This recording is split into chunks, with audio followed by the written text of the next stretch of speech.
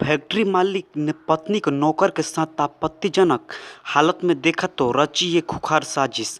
ऐसे हुआ खुलासा। फैक्ट्री मालिक की पत्नी के नौकर से अवैध संबंधों के बाद पति ने ऐसी खूंखार साजिश रची कि पुलिस के भी होश उड़ गए।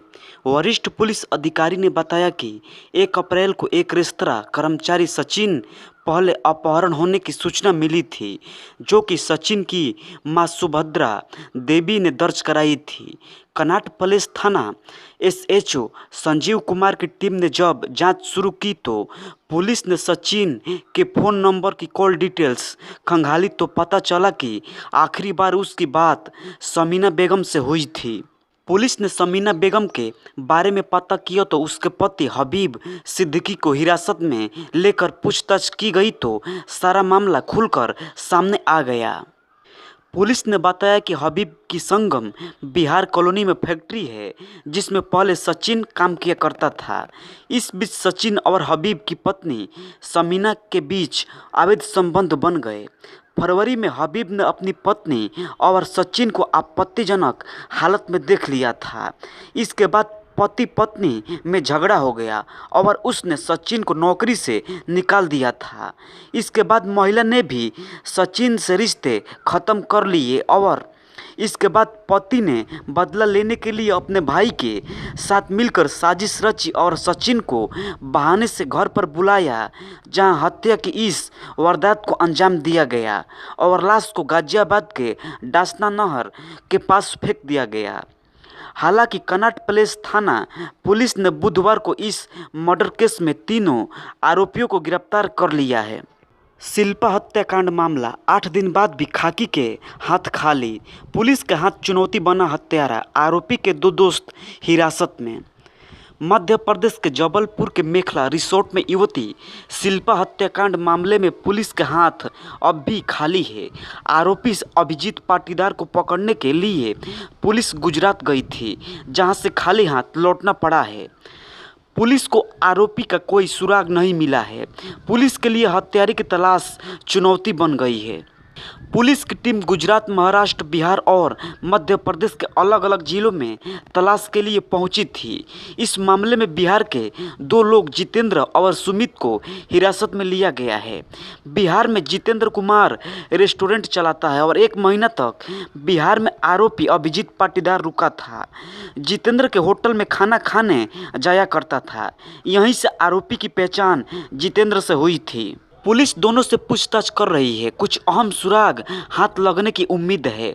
आरोपी अभिजीत पाटीदार की आईडी में गुजरात का पता लिखा हुआ है। मृतका की जान पहचान वालों से भी पूछताछ की जा रही है। आरोपी अभिजीत पाटीदार अपना लोकेशन बदल रहा है, जिससे वो पुलिस की पकड़ से दूर है। आरोपी अभिजीत पाटीदार के खिलाफ जबलपुर के कोतवाली थाने में 1 महीना पहले धारा 420, 406 के तहत एक ठगी का मामला भी दर्ज है। कोतवाली थाना प्रभारी अनिल गुप्ता ने बताया कि अभिजीत पाटीदार पर व्यापारी मनीष चिमनानी ने 8 लाख से ज़्यादा की ठगी की शिकायत दर्ज कराई थी, जिसकी जाँच अभी जारी है। आपको बता दें कि जबलपुर जिले के तिलवारा स्थित मेखला रिसोर्ट के कमरा नंबर 5 में 8 नवंबर को संदिग्ध हालत में शिल्पा की लाश मिली थी। 2 दिन पहले होटल में ठहरने के लिए युवक युवती पहुंचे थे। आरोपी अभिजीत पाटीदार ने उसकी हत्या की थी। लाइव वीडियो बनाकर हत्या की वजह बेवफाई करना बताया था। आरोपी अभिजीत पाटीदार ने एक वीडियो जारी कर कहा था कि उसका तेल और शक्कर का पटना में कारोबार है। पटना में उसका श्रीराम टेंडर्स के नाम से बिजनेस चल रहा है, जिसमें सियाराम रेस्टोरेंट का जितेंद्र भी उसके पार्टनरशिप में शामिल है। युवती शिल्पा का उसके और उसके पार्टनर के साथ शारीरिक संबंध था। अभिजीत पाटीदार का कहना था कि शिल्पा उसके पार्टनर से 15 लाख रुपए लेकर फरार हो गई थी, जिसके बाद उसके पार्टनर जितेंद्र ने शिल्पा को मारने के लिए कहा। उसी के कहने पर उसने शिल्पा की हत्या कर दी। अभिजीत पाटीदार का कहना है कि मुझे अकेले फंसाने की कोशिश की जा रही है। इसमें उसका पार्टनर भी जिम्मेदार है। मध्य प्रदेश के रतलाम में दिल दहला देने वाली वारदात, जेठ ने बहू को जिंदा जलाया, चरित्र शंका के चलते उतारा मौत के घाट। दोस्तों, यह खबर मध्य प्रदेश के रतलाम की है। मध्य प्रदेश के रतलाम जिले में एक दिल दहला देने वाली वारदात सामने आई है, जहां 33 वर्षीय महिला को उसके जेठ ने दिन दहाड़े कथित तौर पर आग के हवाले कर दिया। ग्राम ढूंढड़ में जेठ ने चरित्र शंका के चलते अपनी बहू को जिंदा जलाकर मौत के घाट उतार दिया। महिला के पति ने 1 साल पहले आत्महत्या कर ली थी। पुलिस ने आरोपी सुरेश, जिनकी उम्र 40 वर्ष को गिरफ्तार कर लिया है।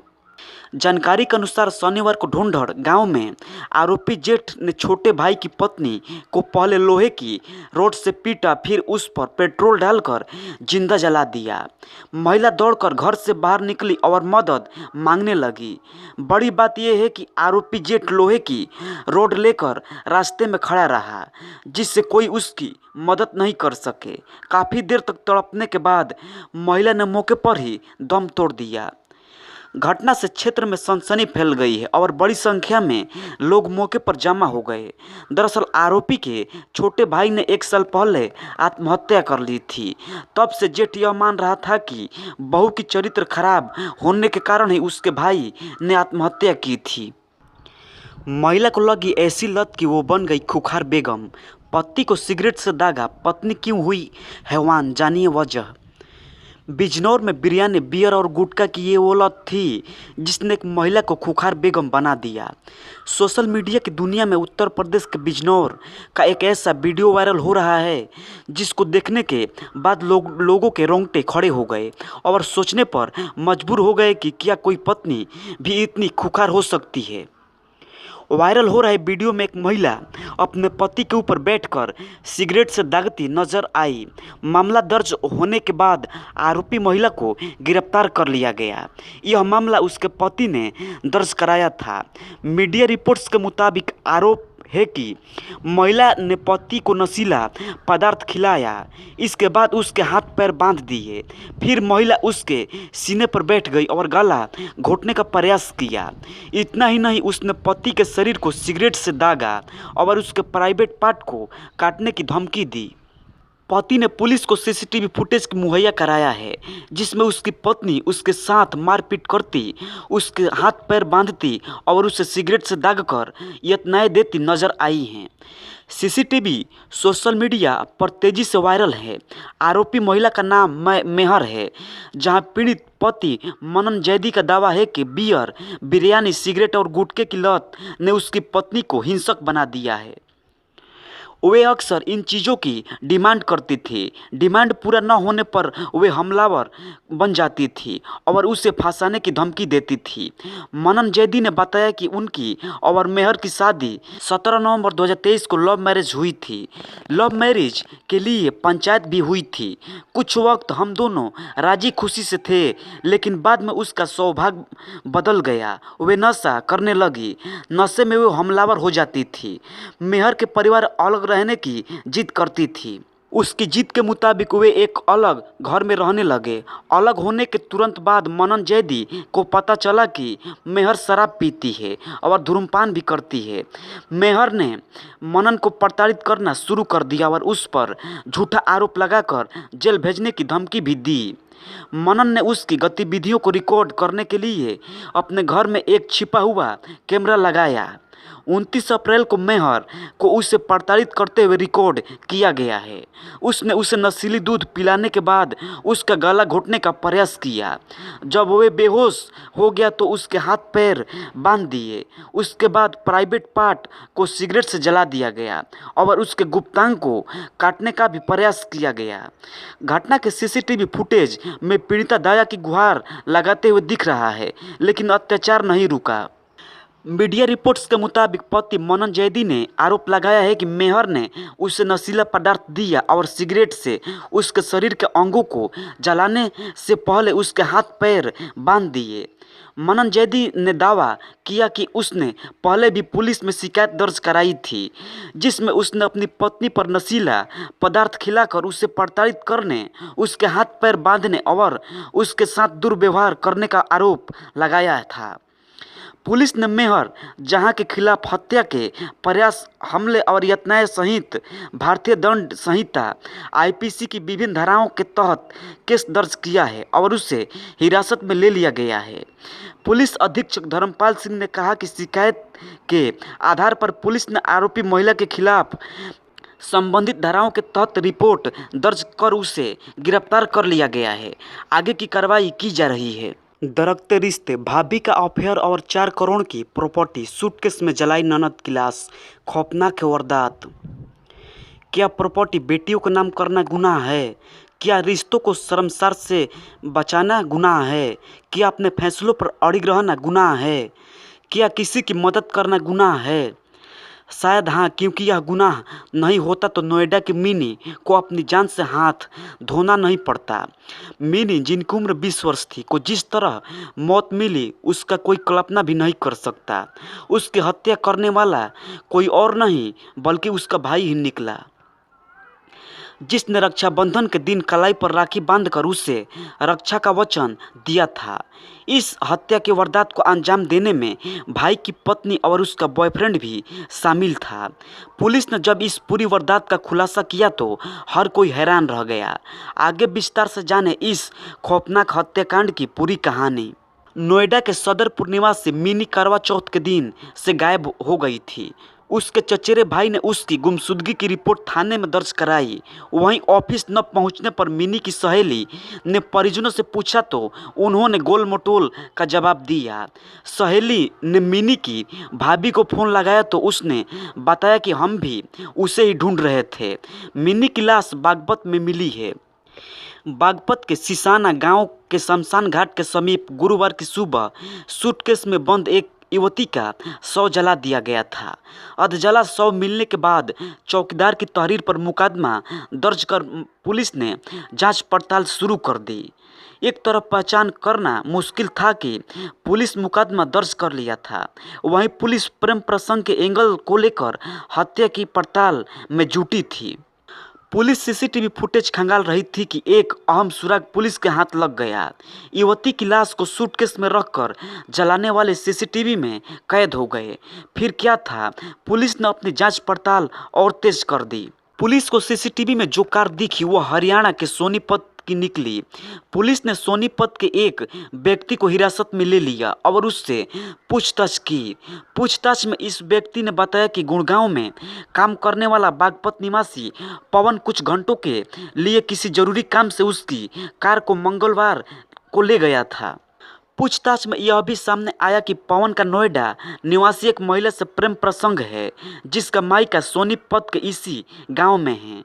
काफ़ी मशक्कत के बाद आखिरकार पुलिस युवती की पहचान कराने में कामयाब हो गई।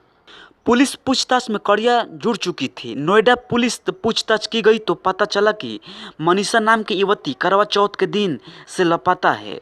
चचेरे भाई ने उसकी गुमशुदगी दर्ज कराई है। पुलिस ने मनीषा के घर पहुंचकर जांच पड़ताल की तो सामने आया कि हिरासत में लिया गया व्यक्ति जिस महिला की बात कर रहा था वह मनीषा की भाभी निकली। पुलिस महिला को हिरासत में लेकर पूछताछ की तो वह अपने बयान बदलती रही। फिर सख्ती से पूछताछ की गई तो वह टूट गई। इसके बाद हत्या की गोती सुलझती चली गई। पुलिस के सामने महिला ने कबूल किया कि पति मनीष और बॉयफ्रेंड पवन के साथ मिलकर मनीषा की हत्या कर दी। पुलिस ने आरोपी भाई को गिरफ्तार कर लिया।